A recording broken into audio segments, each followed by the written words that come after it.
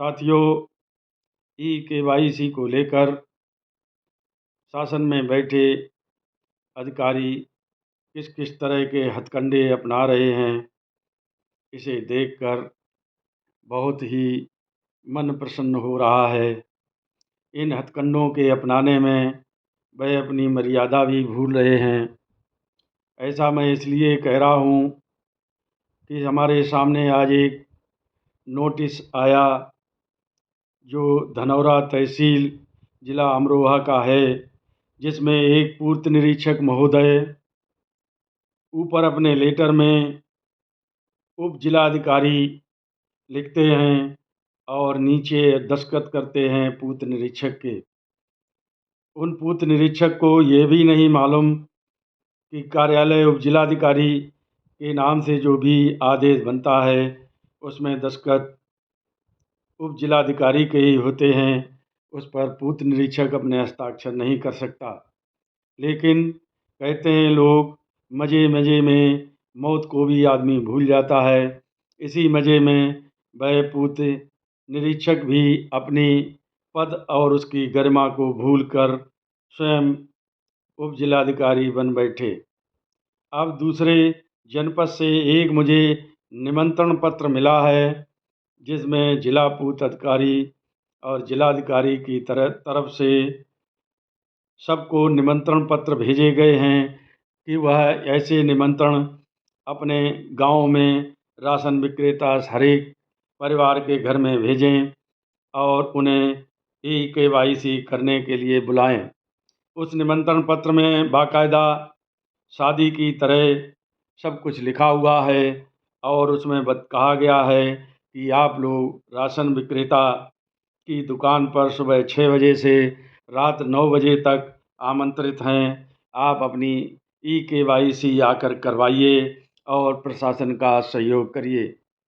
उसमें केवाईसी करने के लिए राशन विक्रेता से कहा गया है कि वह 12 घंटे तक अपनी दुकान पर बैठें और उसके बाद यदि कोई आता है तो उसको यथासम्मान देकर केवाईसी 100% करने में सहयोग दें। अन्यथा आपके विरुद्ध कार्रवाई, कठोर कार्रवाई की जाएगी, जिससे भयभीत होकर हमारे कोटेदार बंधु लगातार सहयोग कर रहे हैं। इसी क्रम में हमारी खीरी तहसील से एक दुकान पर पूर्त निरीक्षक महोदय गए और उन्होंने वहां जाकर के उस दुकानदार को केवाईसी करने के लिए प्रेषित किया। जब उसने कुछ आनाकानी की तो लौट के आके उन्होंने 1000 रुपये उसकी दुकान पर जुर्माना कर दिया, जो कि निंदनीय और बहुत ही घटिया किस्म की हरकत है। अधिकारियों को ऐसी हरकत से बचना चाहिए। वह अधिवक्ता के माध्यम से उस जुर्माने को लेकर अदालत की मैं सलाह तो नहीं दूंगा, लेकिन हाँ, यदि कोई लड़ने लायक सक्षम हो तो उस जुर्माने को लेकर अदालत में जाए और उन्हें पूर्त निरीक्षक महोदय को वहाँ पर व्यक्तिगत पार्टी बनाकर तलब करे और उनसे ये पूछे कि 1000 रुपये आपने किस मकसद में से हमारे जुर्माने में डाले हैं। एक और खबर हमारे राशन विक्रेताओं के मध्य दौड़ रही है। वह खबर ये है कि राशन की दुकानें अब समाप्त कर दी जाएंगी। वह 2-3 साल पुरानी एक अखबार की कटिंग डालकर उस समय हमारे खाद्य आयुक्त महोदय आलोक कुमार जी हुआ करते थे, उस समय की है। अब मैं उन साथियों से ये पूछना चाहता हूँ, सरकार यह दुकानें ख़त्म करेगी तो वो करेगी, उसे कैसे रोका जाएगा सिवाय अदालत की कार्रवाई के। लेकिन इस तरह के प्रचार करके हम लोग स्वयं ही अपने साथियों में भय का वातावरण पैदा करते हैं और फिर कहते हैं कि हमारे साथी डर के मारे यह सब कार्य कर रहे हैं और हम लोगों के साथ नहीं आते। साथियों, मैं आपसे एक बार पुनः फिर कहना चाहता हूँ, आप लोग घबराएं नहीं कतई। यदि आपको लगता है कि मुझे अधिकारी ज़्यादा दबाव दे रहे हैं, मैं उनके दबाव को सहन नहीं कर सकता, तो आपको मैंने एक सुझाव दिया था कि आप लोग असहयोग आंदोलन करें। और उस असहयोग आंदोलन में यह करना होता है कि दिन भर में हमें 2-4 लोगों की ई-केवाईसी करके मशीन बंद कर देनी है। यदि फिर भी कोई अधिकारी दबाव देता है तो उसको प्रत्युत्तर हम दे सकते हैं कि हमने मशीन चलाई थी, जितने लोगों की ई-केवाईसी हो गई वो हमने कर दी, उसके बाद मशीन में सर्वर नहीं आ रहा या हमारे पास लोग नहीं आ रहे हैं। अब हम उनसे संपर्क करके पुनः ई-केवाईसी को आगे बढ़ाएंगे। ये असहयोग आंदोलन का कार्यक्रम विदेशों में बहुत चलता है। जहाँ फैक्ट्रियों में मजदूर कार्य करते हैं वह लोग हड़ताल तो नहीं करते, लेकिन असहयोग आंदोलन के तहत कभी भी प्रोडक्शन को दुगना तिगुना बढ़ा देते हैं, जिससे कंपनियों के हाथ पैर फूल जाते हैं। और कभी इतना प्रोडक्शन डाउन कर देते हैं, उससे भी उनके हाथ पैर फूल जाते हैं और वह तय समय पर डिलीवरी नहीं दे पाते।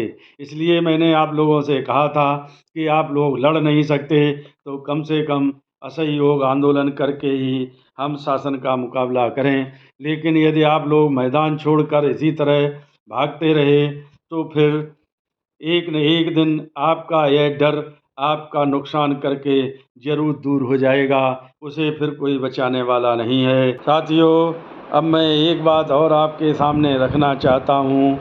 हमारे शासन में बैठे उच्चाधिकारी पता नहीं किस तरीके से अपनी कार्यशैली को अंजाम देते हैं।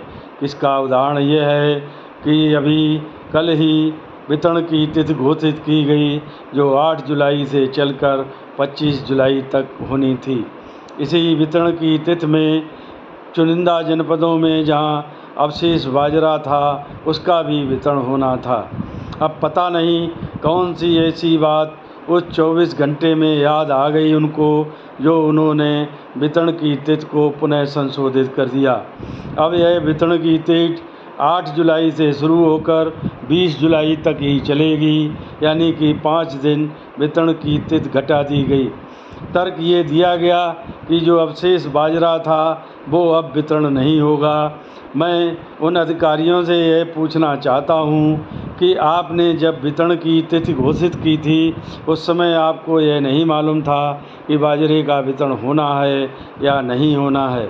अब आपने 24 घंटे में ऐसा कौन सा नियम बना लिया कि जिससे यह बाजरे का वितरण अब नहीं होगा और तिथि को भी 5 दिन के लिए घटा दिया गया, जिससे राशन विक्रेताओं में भ्रम की स्थिति उत्पन्न हो जाती है।